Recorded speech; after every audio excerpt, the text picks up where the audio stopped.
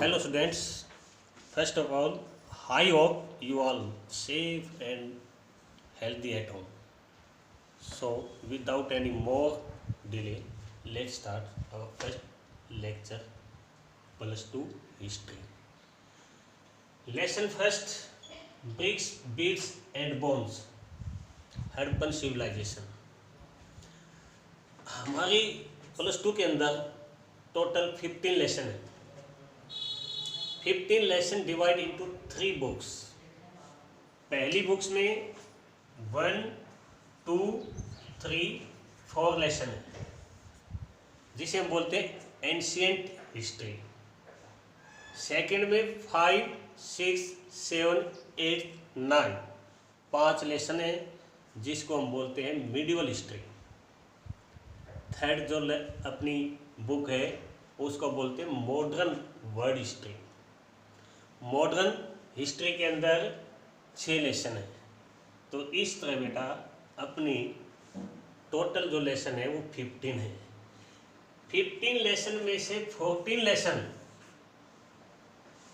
Ancient history के part हैं, but जो लेसन आज हम करेंगे वो लेसन हिस्ट्री का पार्ट नहीं है, वो प्री हिस्ट्री से रिलेट है। हिस्ट्री और प्री हिस्ट्री डिफरेंस क्या है? हिस्ट्री के अंदर हमें जो रिटन एविडेंस मिलेंगे, प्री हिस्ट्री में रिटन एविडेंस नहीं है, हमें टोटल रिमेन्स पे डिपेंड रहना पड़ता है। तो स्टार्ट करते हैं। First lesson, Harappan civilization. World की जितनी भी सिविलाइजेशन है वो उस कंट्रीज की रिवर्स बैंक पर मिलती हैं। हम चाहे चाइनीज सिविलाइजेशन को देख लें, इंडस सिविलाइजेशन को देख लें, यूरोपियन कंट्रीज को देख लें, लैटिन अमेरिका को देख लें, ऑस्ट्रेलिया को देख लें, या फिर अफ्रीका कॉन्टिनेंट को देखें, तो सभी के सभी जहाँ पहली बार सेटलमेंट हुई थी वो सभी रिवर्स बैंक के पास हुई थी, क्योंकि सबसे बेसिक नीड्स सर्वाइव के लिए है वाटर, और ये वो रिवर्स हैं सभी के सभी जो एवरग्रीन हैं।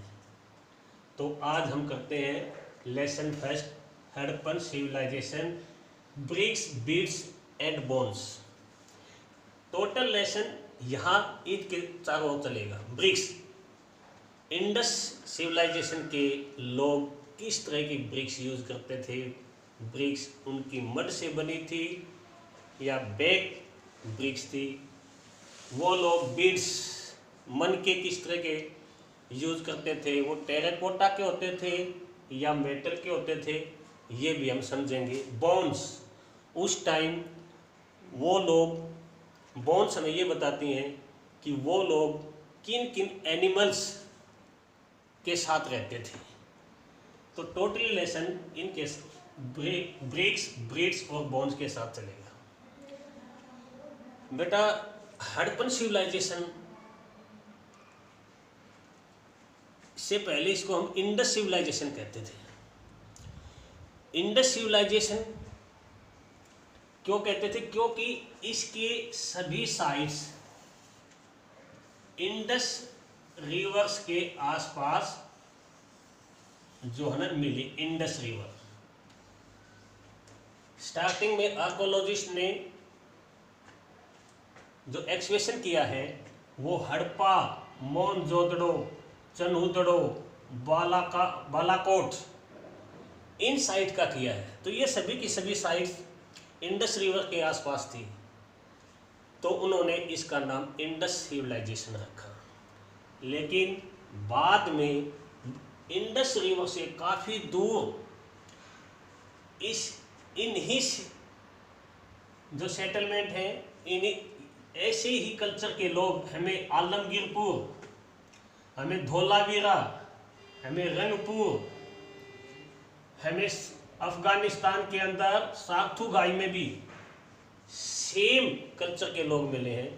तो इसलिए बाद में इस इंडस सिविलाइजेशन का नाम हड़प्पन कल्चर रख दिया। हड़प्पन क्यों रखा? क्योंकि हड़प्पा इसका सबसे बड़ा जो है ना सेटलमेंट थी, सबसे बड़ी सेटलमेंट इसकी बस्ती जो थी वो हड़प्पा थी, इसलिए इसका नाम बाद में हिस्टोरियन ने हड़प्पन कल्चर रख दिया। अब बेटा हम करते हैं प्लेस। प्लेस मैंने आपको बता दिया कि इसकी मेन इस हड़प्पन कल्चर के मेन प्लेसेस कौन कौन से थे। मैं एक बार फिर रिवाइज करवा देता हूँ। आज वो अफगानिस्तान में सार्थू गई है, पाकिस्तान में ये हड़प्पा है, पाकिस्तान में ही जो है मोहनजोदड़ो है, पाकिस्तान में ही चनूदड़ो है, पाकिस्तान में ही बालाकोट है, इंडिया में गुजरात में धोलावीरा है, गुजरात में ही रंगपुर है, मिथाथल, राखीगढ़ी, बानावली हरियाणा में है, कालीबंगा राजस्थान में है, आलमगीरपुर उत्तर प्रदेश में है, एक साइट और हमें इस कल्चर की मिली जम्मू कश्मीर में मांडा। तो इस तरह बेटा टाइम इस कल्चर का वो 2600 BC टू 1900 BC तक रहा था। ये कल्चर, इस कल्चर को हम ये कह सकते हैं 3 पार्ट में डिवाइड कर सकते हैं, अर्ली, मैच्योर और लेट। अर्ली पीरियड में ये इससे पहले थी, यानी 2700 BC 2800 BC में। मैच्योर स्टेज इसका जो है ना इनके बीच का था, और लेट जो है ना 1900 तक आते आते इसका डिक्लाइन शुरू होना हो गया था। डिक्लाइन होना ही क्या होता है कि ये हड़प्पन अब लेट स्टेज में आ गई थी। डिक्लाइन कैसे हुआ वो हम इसके बाद में पढ़ेंगे। अब बेटा बिगनिंग्स, इससे पहले मैं आपको ये बता दूं कि इस सिविलाइजेशन की सबसे मेन डिस्टिंक्टिव आर्टिफैक्ट जो है वो सील है। सील जो है इस टाइम की जो बनी है वो एक सेटेटाइट स्टोन से बनी है। उस सील के ऊपर हमें कुछ डिफरेंट एनिमल्स साइन मिलते हैं, और इस स्क्रिप्ट को अब तक पढ़ा नहीं गया है, अनडिसाइफर्ड स्क्रिप्ट मानी गई है, इसलिए इसको पढ़ा नहीं गया है, समझा नहीं गया है, क्योंकि डिफरेंट टाइप के जो ना एनिमल मोटिव्स और डिफरेंट टाइप के जो ना साइन है, आर्कोलॉजिस्ट हिस्टोरियन इसको अब तक पढ़ नहीं पाए हैं। तो इसलिए इस चित्रात्मक लिपि को समझने में भी अभी और टाइम लग सकता है। Next beginnings. बिगनिंग्स में क्या है कि ये जो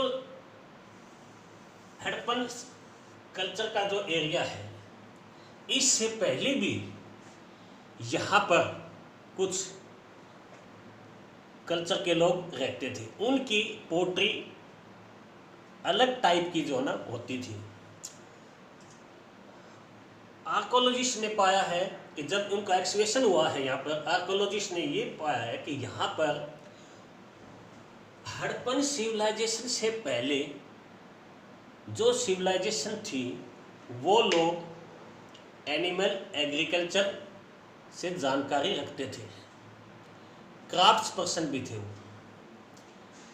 लेकिन वहाँ पर बिल्डिंग्स वगैरह उन लोगों ने नहीं बनाई थी। बिगिनिंग्स में यहाँ पर उन्हीं साइट के ऊपर हो सकता है कि हड़प्पन सिविलाइजेशन का राइज हुआ हो। नेक्स्ट जो टॉपिक है सबसिस्टेंस स्ट्रेटजीज क्या थी, ये लोग किस तरह अपने आप को सर्वाइव कर पाते थे।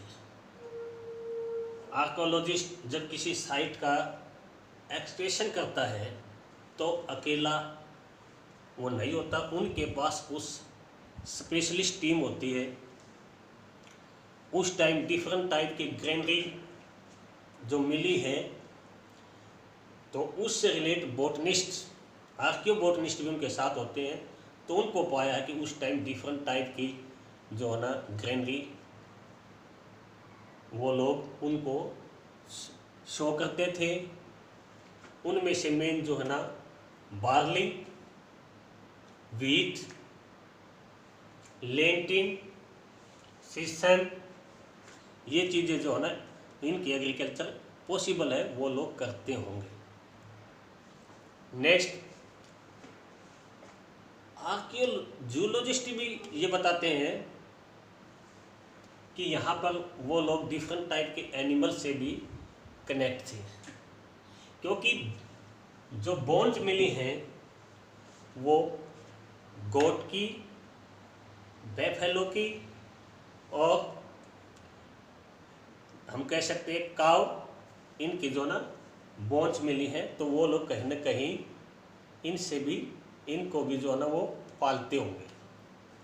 कुछ वाइल्ड एनिमल्स की भी जो ना यहाँ पर बोन्स मिली है, लाइक डियर, घड़ियाल, तो कहीं ना कहीं इन लोगों के साथ भी उनका कोई ना कोई कनेक्ट ये लोग जो ना उनसे होंगे।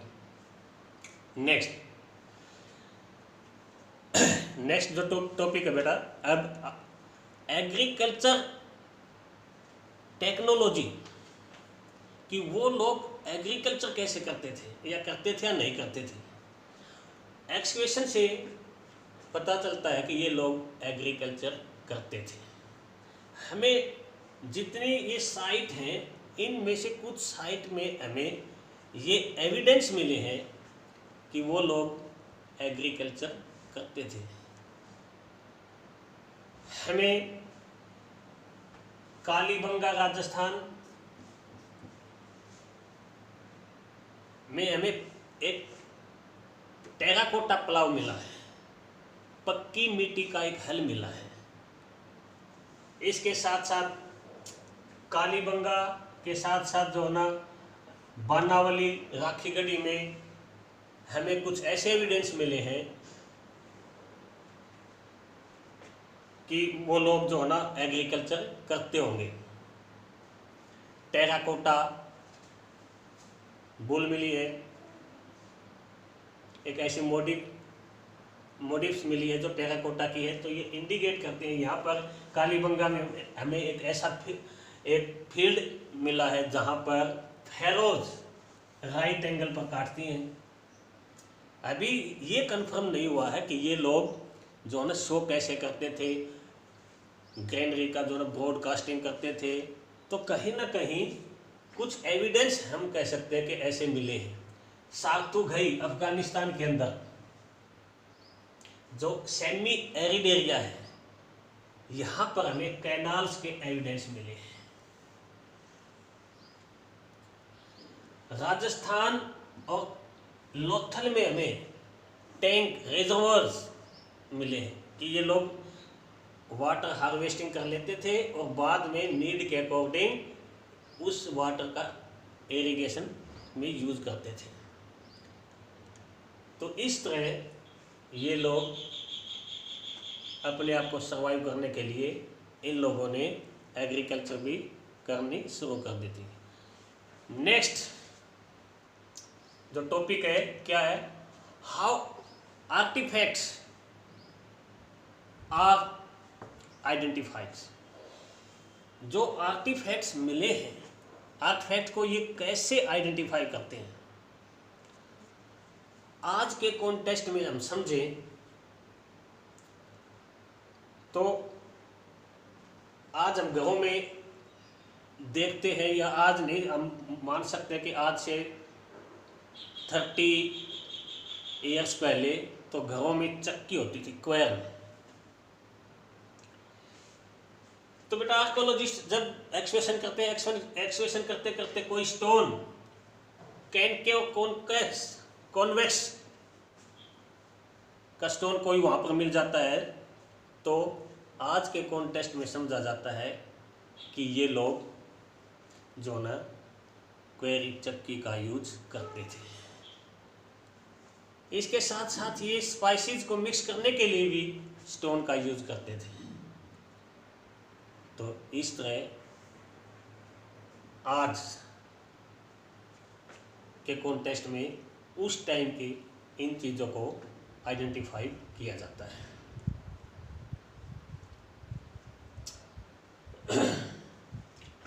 तो आज अपना फर्स्ट और सेकंड टॉपिक हमने किया है। आप इसको पढ़िए, कोई भी प्रॉब्लम है, डाउट है तो अंडरलाइन करिए। Okay, see you till then.